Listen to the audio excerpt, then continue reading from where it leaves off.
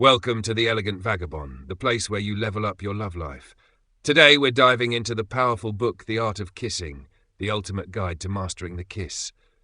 Whether you're looking to impress, connect, or deepen your romantic game, this book has the secrets you need. So get comfortable, stay tuned, and let's break down the best techniques for unforgettable kisses. The Art of Kissing by Hugh Morris, Episode 1.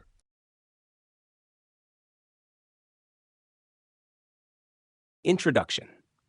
The dictionary says that a kiss is a salute made by touching with the lips pressed closely together and suddenly parting them. From this, it is quite obvious that, although a dictionary may know something about words, it knows nothing about kissing.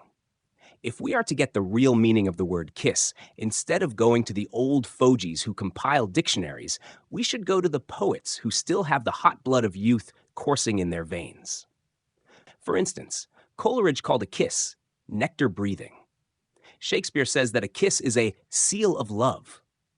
Martial, that old Roman poet who had ample opportunity to do research work on the subject, says that a kiss was the fragrance of balsam extracted from aromatic trees, the rye's odor yielded by the teeming saffron, the perfume of fruits mellowing in their winter buds, the flowery meadows in the summer, amber warmed by the hand of a girl, a bouquet of flowers that attracts the bees. Yes, a kiss is all of these and more. Others have said that a kiss was the balm of love, the first and last of joys, love's language, the seal of bliss, love's tribute, the melting sip, the nectar of Venus, the language of love. Yes, a kiss is all of these and more. For a kiss can never be absolutely defined, because each kiss is different from the one before and the one after.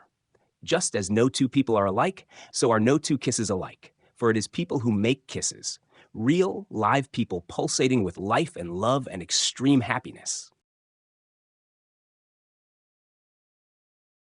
Different kinds of kisses. Of course, there are different kinds of kisses. For instance, there is the kiss that the devout person implants on the ring of the Pope. There is the maternal kiss of a mother on her child. There is the friendly kiss of two people who are meeting or are separating. There is the kiss that a king exacts from his conquered subjects.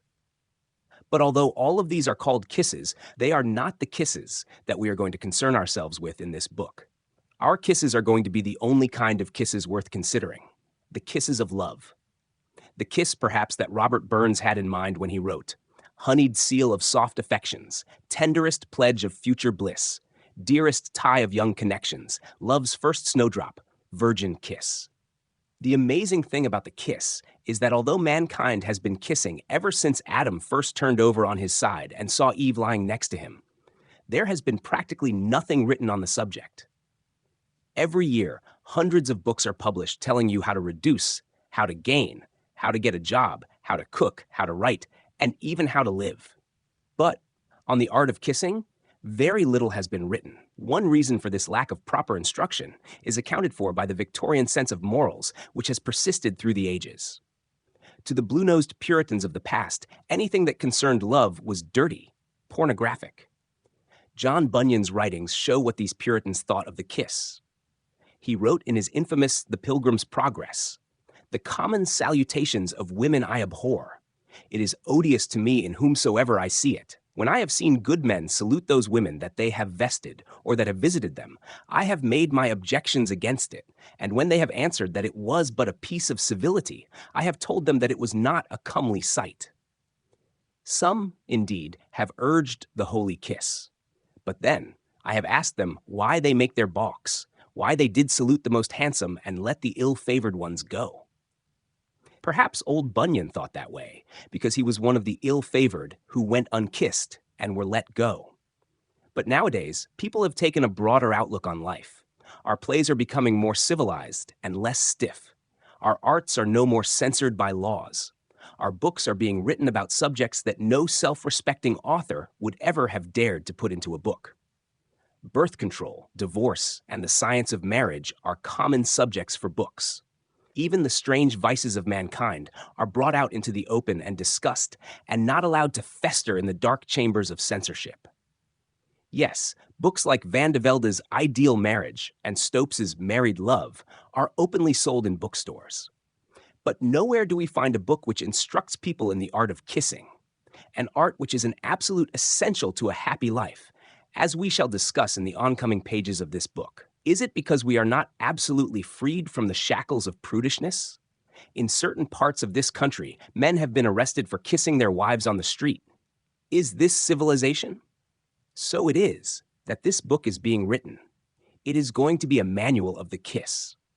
In it, we are going to discuss the most approved methods of kissing, the advantages of certain kinds and the disadvantages of others, the mental and physical reactions of kissers, historical episodes of kissing, together with examples from the literature of the world in which kisses were the subject. So, gird up your loins, pucker up your lips, and let's to the kissing arena!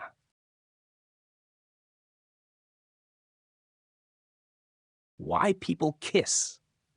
What happens when a man and a woman kiss? That is to say, what happens to the various parts of the body when two people in love join their lips in bliss? Years ago, before our biologists knew of the existence of the glands in our bodies, one writer quoted a scientist as saying that kissing is pleasant because the teeth, jawbones, and lips are full of nerves, and when the lips meet, an electric current is generated. What nonsense! What utter nonsense! In the first place, two people kiss because they are satisfying a hunger within them, a hunger that is as natural as the hunger for food, water, and knowledge. It is the hunger of sex that drives them to each other. After that hunger has been satiated, then comes the hunger for a home, for children, and for marital happiness.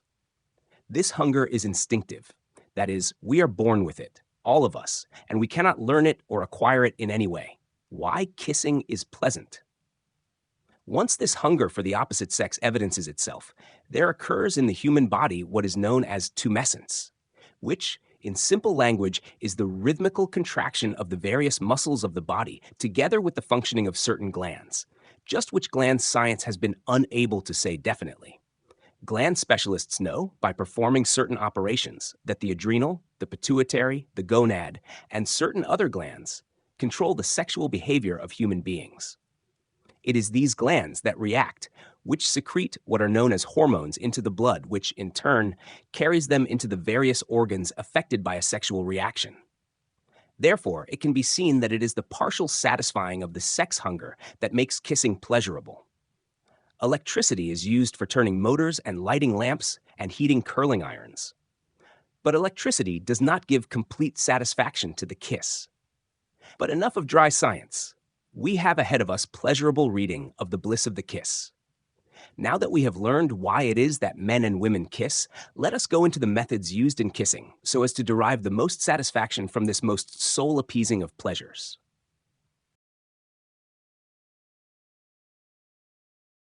Approved methods of kissing. The only kiss that counts is the one exchanged by two people who are in love with each other. That is the first essential of the satisfying kiss. For a kiss is really the union of two soulmates who have come together because they were made for each other. The reason for this is that the kiss is really the introduction to love, true love. The kiss prepares the participants for the love life of the future. It is the foundation, the starting point of sexual love. And it is for that reason that the manner in which the kiss is performed is so vitally important. There are still young women extant who believe that babies are the result of kisses.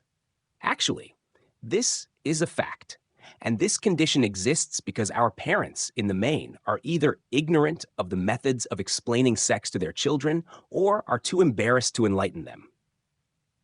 The result is that their children obtain their sexual information from the streets and alleys, or else remain ignorant of it and believe such things as was mentioned above.